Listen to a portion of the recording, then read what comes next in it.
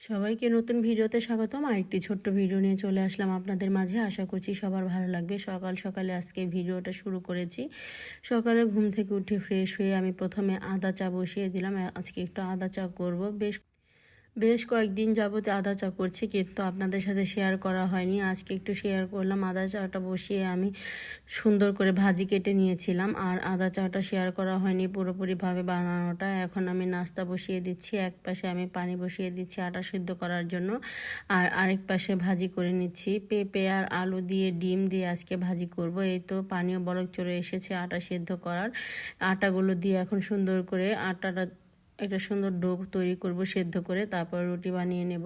আর সবসময় আমি এইভাবে আটা সিদ্ধ করে থাকি। অনেকে কিন্তু গরম পানিটা আটার উপরে দিয়ে তারপরে ডো তৈরি করে, আর আমি গরম পানির উপরে আটা দিয়ে তারপরে রুটি বানানোর জন্য ডোটা তৈরি করে থাকি। এখানে পেঁয়াজ আর কাঁচামরিচগুলো সুন্দর করে ভেজে নিয়েছি, আর 2টা ডিম দিয়ে দিয়েছি। ডিম দিয়ে পেঁপে আর আলু ভাজি করব। পেঁপে আলু দিয়ে ভাজি করলে কিন্তু রুটি দিয়ে খেতে অনেক বেশি মজা হয়, আর সাথে যদি ডিম দেওয়া যায় তাহলে আরও বেশি ভালো লাগে। শুধু আলু ভাজির থেকে কিন্তু সবজি দিয়ে একটু আলু ভাজি করলে খেতে বেশি ভালো লাগে। এখানে আমি পেঁপেও দিয়েছি, আবার আলু দিয়েছি। 2টা একরকমই দেখা যাচ্ছে। হালকা সেদ্ধ করে নিয়েছি। এখন আমি বাগার দিয়ে দিলাম। যেহেতু পেঁপেটা একটু শক্ত সবজি, তাই একটু সেদ্ধ করেই নিতে হয়। সেদ্ধ করে নিলে ভাজিটা খেতে বেশি ভালো লাগে আমার কাছে। কার কাছে কেমন লাগে সেটা আমি জানি না। আমি এভাবেই সবসময় করে থাকি। যখন ঘরে যেই সবজি থাকে সেই সবজি দিয়ে আর আলুর সাথে মিশিয়ে আমি ভাজি করে থাকি। পেঁপেটা প্রায়ই ঘরে থাকে, কারণ অনেকগুলো করে পেঁপে এনে রাখি আমরা সকালে নাস্তা করার জন্য। বিশেষ করে পেঁপেগুলো কিনে আনি। পেঁপে ভাজিটা শরীরের জন্য অনেক বেশি ভালো, সাথে অল্প একটু আলুও দিই। আর এখানে আমি অনেকগুলো রুটি বানিয়ে নিয়েছি। সবার জন্য রুটি বানিয়েছি। ভাজি রান্না হয়ে গিয়েছে। এখন রুটি আর ভাজি রেডি হয়ে গেলে সকালে সবাই নাস্তা করে নেব। আর আজকে সকাল থেকে একেবারে দুপুর পর্যন্ত আপনাদের সাথে শেয়ার করব কি কি কাজ করি। অবশ্যই মনোযোগ দিয়ে দেখবেন। এই তো রুটিগুলো ভেজে নিচ্ছি। আমার এই ছোট ছোট ভিডিওগুলো যদি আপনাদের কাছে ভালো লাগে, অবশ্যই আমার চ্যানেলটা সাবস্ক্রাইব করে দিবেন। আর সাবস্ক্রাইব করা হলে পাশে থাকা ছোট্ট বেল আইকনটি প্রেস করে দিবেন, তাহলে আমি নতুন নতুন ভিডিও ছাড়ার সাথে সাথে আপনাদের কাছে নোটিফিকেশন চলে যাবে। আপনারা আমার ভিডিওটি দেখে নিতে পারবেন। রুটিগুলো সেঁকে নিচ্ছি। সবগুলো রুটি কিন্তু ফুলে না, মাঝে মধ্যে অনেকটুকু রুটি কিন্তু ফুলে না, হাওয়া বের হয়ে যায়। এটাও তেমন অবস্থায় হয়েছে। এটা যতই চেষ্টা করলাম ফুললো না। দেখি আরেকটা দিলে ফুলে কিনা। আর আমার রুটিগুলো সবসময় বেশিরভাগই ফুলকো ফুলকো হয়, আর ফুলকো রুটি খেতে কিন্তু অনেক বেশি ভালো লাগে। প্রথমটা কিন্তু এমনিতেও ফুলতে চায় না। দেখুন আমি সবগুলো রুটি একবারে বানিয়ে নিয়েছি। এখন আরেকটা রুটি দিয়ে দিলাম। এইভাবে আমি সবগুলো রুটি বানিয়ে নেব, মানে ভেজে নেব। আর এই রুটিটা কিন্তু অনেক সুন্দর করে ফুলে উঠেছিল, মাশাআল্লাহ। দেখতেও ভালো লাগছিল। এবং ফোলা রুটি দেখলেই খেতে ইচ্ছে করে, তাই না? এই তো রুটিগুলো সুন্দর করে এখন এইভাবে আমি ভেজে নেব। কয়েকটা হয়তো বা হাওয়া বের হয়ে যায়, তখন সেই রুটিগুলো আর ফুলতে চায় না।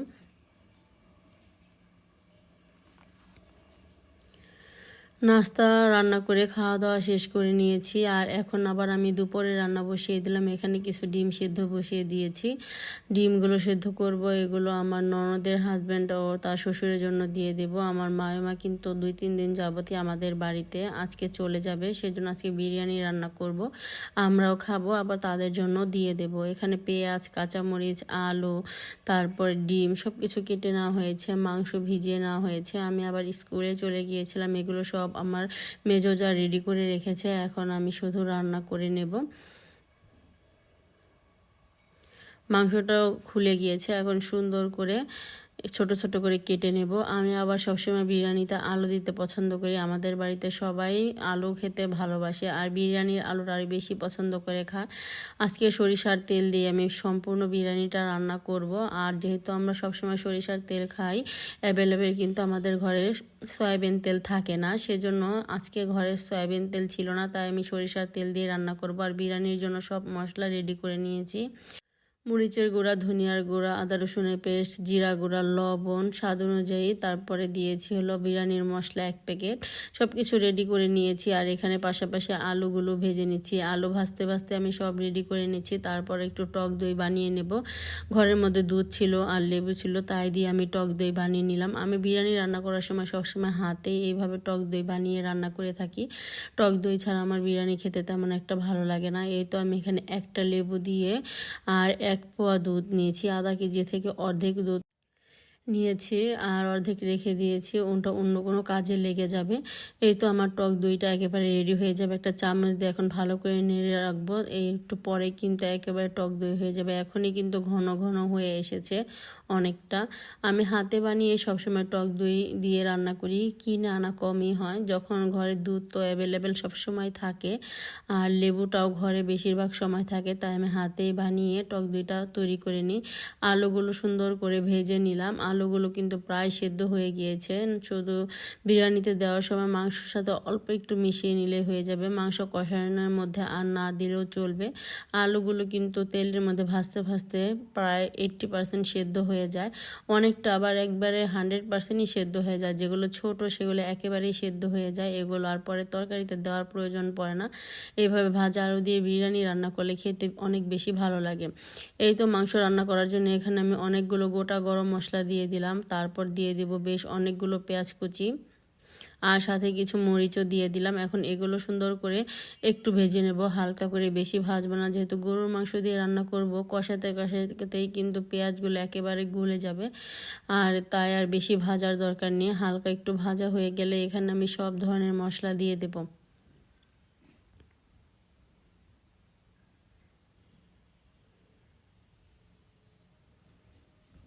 এই তো পেঁয়াজটা অনেকটাই ভাজা হয়ে গিয়েছে। প্রথমে আমি টক দই দিয়ে দিলাম, তারপর আমি যে মশলাগুলো সব রেডি করে নিয়েছিলাম সেগুলো দিয়ে দিলাম। সব কিছু দিয়ে এখন ভালো করে নেড়ে চেড়ে নেব। আর অল্প একটু টমেটোর সসও দিয়ে দেব। টমেটোর সস ঘরে ছিল, না হলে কিন্তু আস্ত টমেটো থাকলে আস্ত টমেটো আমি দিয়ে থাকি। আজকে আস্ত টমেটো ছিল না, টমেটোর সস ছিল আর অল্পই ছিল, সহজে বের হতে চাচ্ছিল না। অনেক জোর করেই সবগুলো যেগুলো ছিল সবগুলো বের করে তারপর আমি এখানে বিরিয়ানির মধ্যে দিয়ে দিলাম। আর এই টমেটোর সস দিয়ে টক দই দিয়ে বিরিয়ানি রান্না করলে খেতে অনেকটাই ভালো লাগে। আর সাথে যদি ঘি থাকে তাহলে তো আরও বেশি ভালো। আজকে আমাদের ঘরে ঘি ছিল না, ঘি ছাড়াই রান্না করব। কিন্তু আমি যেভাবে রান্না করি না কেন আমার পরিবারের সবাই আমার হাতের বিরিয়ানি অনেক বেশি পছন্দ করে। এই তো এখানে গরুর মাংসগুলো সুন্দর করে কেটে তারপর ধুয়ে নিয়েছিলাম, একটু ছোট ছোট করে কেটে নিয়েছি। তারপর এখন রান্না করে নেব।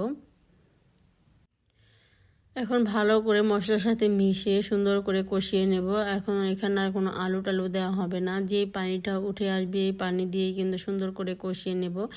আবার পরে কিন্তু একটু ঝোলের পানিও দেব, কারণ আমার কাছে গরুর মাংস দিয়ে বিরিয়ানি রান্না করলে গরুর মাংসটা একবার নরম তুলতুলো হলে খেতে বেশি ভালো লাগে। সেজন্য আমি মাংসটা অনেক নরম করার চেষ্টা করি। মাংস বসিয়ে দিয়ে পাশে আমি পোলার চাল ধুয়ে নিচ্ছি। একটা কাজের সাথে আরেকটা কাজ এগিয়ে রাখলে কিন্তু রান্নাটা তাড়াতাড়ি হয়ে যায়। পোলার চালগুলো আমি সুন্দর করে ধুয়ে তারপর একটা স্ট্যানারে ঝরা দিয়ে দেব পানিটা, তাহলে কিন্তু বিরিয়ানিটা একেবারে ঝরঝরে হবে। আর এই বিরিয়ানির মাপটা কিন্তু অনেকেই জানেন না। আমি হাতের মাপ দিয়েও রান্না করি, আবার কোনো একটা পাত্রের মধ্যে চাল দিয়ে সেই পাত্রে ডাবল পানি দিয়েও রান্না করে থাকি। যে যেভাবে সহজ মনে করেন। আমার কাছে মেপে রান্না করলে বেশি ভালো হয়। হাতের মাপ দিয়ে রান্না করলে অনেক বেশি টেনশন হয়ে যায়, একটু কম হলো কিনা একটু বেশি হলো এমন লাগে। সেজন্য আমি আজকে মেপে নিয়েছি চালগুলো, একটা ছোট্ট গ্লাস দিয়ে মেপে নিয়েছি। আর তার ডাবল পানি আমি আবার গরম করে নেব। গরম পানি দিয়ে বিরিয়ানি রান্না করলে অনেক বেশি ঝরঝরে হয়। এই তো বিরিয়ানি রান্না করার জন্য এখানে পানি গরম বসিয়ে দিয়েছি, ডিমগুলো পরিষ্কার করে সিলে নিয়েছি আর চালটাও ঝরা দিয়ে দিয়েছি। এখন শুধু বিরিয়ানি রান্না করার পালা। মাংস রান্না এক পাশে চুলায় হচ্ছে, আরেক পাশে আমি এখানে পোলাওর চালগুলো ভেজে নিচ্ছি। আমি তো আগেই বলে দিয়েছি আজকে সরিষার তেল দিয়ে পোলাওটা রান্না করব, মানে বিরিয়ানিটা রান্না করব। সেই জন্য এখানে সরিষার তেল দিয়ে চালগুলো সুন্দর করে ভেজে নেব। যত সুন্দর করে ভাজা হবে বিরিয়ানিটা কিন্তু ততই বেশি ঝরঝরে হবে। আর এখানে কিন্তু মাংস রান্নাটা প্রায় হয়ে গিয়েছে। এখন আলুগুলো দিয়ে হালকা কয়েকটা নাড়াচাড়া দিয়ে একটা ঢাকনা দিয়ে ঢেকে রাখবো, যাতে মশলার সাথে আলুর সাথে মিশে যায় আর সুন্দর খেতে ভালো লাগে। অনেক সময় কিন্তু আলুর সাথে লবণ কম হলে পরে আলুটা খেতে তেমন একটা ভালো লাগে না, তাই আমি ঝোলের সাথে একটু মিশিয়ে দিলাম, তাহলে এর গায়ে গায়ে ঝোলটা লেগে যাবে আলুর, আর খেতে ভালো লাগবে। এখন ঢাকনা দিয়ে ঢেকে রাখবো। একবারে ডিম জ্বালে যখন বিরিয়ানির মাংসটা দেব শুধু উঠিয়ে দিয়ে দেব। এখানে চালটা আমার সুন্দর করে ভাজা হয়ে গিয়েছে। এরপর আমি এখানে গরম পানি দিয়ে দেব। এই তো গরম পানি দিয়ে দেওয়ার পরে এখানে কিছু কাঁচামরিচ দিয়ে দিচ্ছি, আর দিয়ে দেবো কিছু গুঁড়ো দুধ। গুঁড়ো দুধ দিলেও চলে, আবার যাদের বাসায় গরুর লিকুইড দুধ থাকে সেই দুধটাও দিতে পারেন। আমাদের বাড়িতে দুইটাই ছিল, কিন্তু আমি যেহেতু পানিটা দিয়ে দিয়েছি আগে, তাই আর লিকুইডটা দিলাম না, তাহলে বিরিয়ানিটা একবারে নরম হয়ে যেত।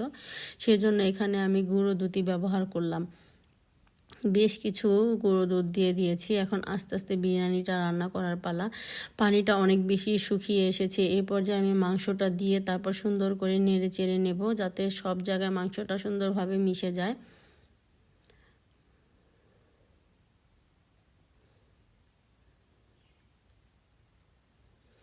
এখন আমি মাংসর সাথে আর চালের সাথে সব ভালো করে মিশিয়ে নেব। এতে বিরিয়ানির ঘ্রাণটা কিন্তু সুন্দর আসবে, আর সব চালগুলো একসাথেই একরকম হয়ে যাবে। উপর দিয়ে দিলে এক জায়গায় সাদা থাকে, এক জায়গায় লাল হয়ে থাকে, তাই একবারে মিশিয়ে দেওয়ার চেষ্টা করলাম যাতে সব জায়গায় একরকম হয়ে যায়।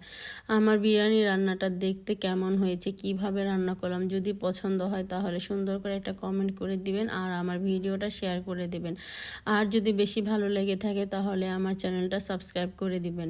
এই তো একেবারে ঝাল কমিয়ে দিলাম। এখন ডিপ জালে এটা দমে বসিয়ে রাখবো প্রায় 20 মিনিট, তারপর আমি উল্টে পাল্টিয়ে দেব। এই তো 20 মিনিট পর চলে এসেছি। এখন বিরিয়ানিটা প্রায় হয়ে এসেছে। এখন আরেকটা বা নাড়া দিয়ে ঢাকনা দিয়ে আরও 10 মিনিট ঢেকে রাখবো, তাহলে আমার সম্পূর্ণ বিরিয়ানিটা রান্না হয়ে যাবে। দেখতেই পাচ্ছেন নিচের বিরিয়ানিগুলো কিন্তু একেবারেই হয়ে গিয়েছে। এখন হালকা করে নেড়ে চেড়ে উপরের বিরিয়ানিগুলো নিচে দেব, আর নিচের বিরিয়ানিগুলো উপরে দেব, তাহলে কিন্তু সুন্দরভাবে চালগুলো একসাথে সেদ্ধ হয়ে যাবে। দেখতে কিন্তু মাশাআল্লাহ অনেক বেশি সুন্দর হয়েছিল, খেতেও অনেক বেশি মজা হয়েছিল। আমার বাচ্চারা সবাই অনেক মজা করে খেয়েছে, আর আমার ননদের হাজবেন্ডও কিন্তু আমার হাতের বিরিয়ানিটা খেতে অনেক বেশি পছন্দ করে। আমাদের বাড়িতে সবাই, আমার বোনের বাড়িতে গেলেও সবাই আমার হাতের বিরিয়ানি খেতে চায়। আমি যেভাবে আলু দিয়ে বিরিয়ানি রান্না করি সবাই অনেক বেশি পছন্দ করে। এখন ঢাকনা দিয়ে আবার দমে রেখে দিলাম। 10 মিনিট পরে এই তো চলে এসেছি খাওয়ার জন্য। সবাইকে খাবার দিয়ে দিয়েছি, আর আমার ননদের হাজবেন্ডের জন্য বেড়ে রেখেছি টিফিন ক্যারিয়ারে। আর এখন আমরা খাবারটা খেয়ে নিচ্ছি। আজকে শসা ছিল না, পেঁয়াজ, লেবু আর কাঁচামরিচ দিয়েই খেয়ে নিচ্ছি। বিরিয়ানিটা অনেক বেশি ভালো লাগছিল আজকের বিরিয়ানি খেতে। আজকে দুপুরের খাবার এগুলোই আমাদের। আজকে এই পর্যন্তই। সবাই সুস্থ থাকবেন, ভালো থাকবেন। আল্লাহ হাফেজ। আসসালাম।